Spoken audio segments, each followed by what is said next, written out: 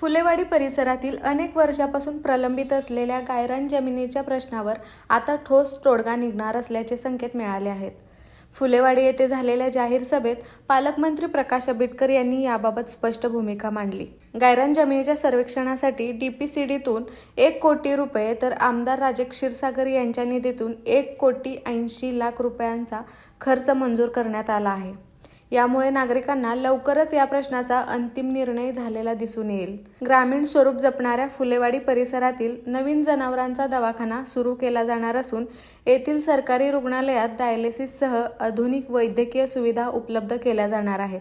यावेळी पालकमंत्री आंबेडकर यांनी पाटील घराण्याच्या उमेदवार माधवी मनसिंग पाटील तसेच महायुतीचे उमेदवार चारंधर देशमुख, विजय सिंह उर्फ रिंकू देसाई आणि संगीता सावंत यांना मोठ्या मताधिक्याने विजयी करण्याचे आवाहन केले.